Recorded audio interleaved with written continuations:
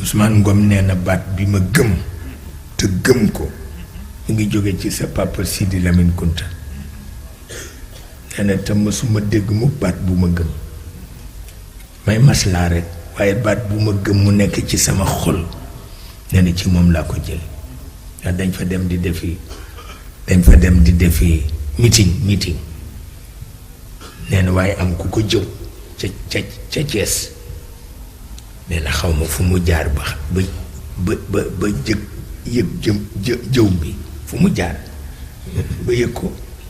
ndax bi ñuy jóg ci oto yi lañ ko jëw na mu koy mën a yëgee ci diggante bi ndax benn dof rekk ni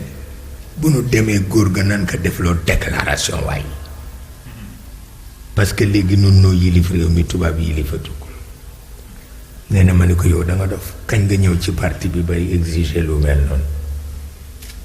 nee na wante keroog dama jom ñu ñëw rekk fekk góor gi tëj kanamam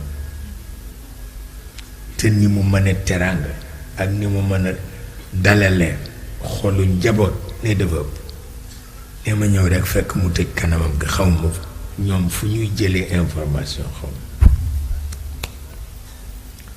nee na ñu nuyu ko mu fay ñu fay bu sedd nee ñu ko dañu doon ñëw daal pour ñëw def si meeting waxtaan ak njaboot yi mu ne da ngeen a ñëw rekk pour fenati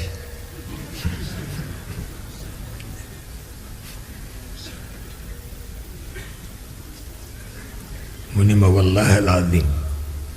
baat boobu ni ma ko gëme dafa ëpp ndax it feneen nu fa yóbbu woon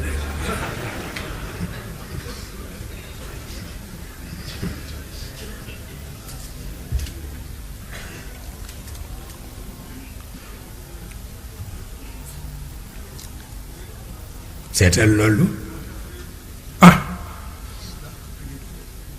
mu ni ma mësuma dégg mukk baat bu dugg bari mu ni ma parce que la mu wax na mu dëggoo sax dafa ëpp parce que dañ fa demandé pour foye nit du leneen yàlla xam na ko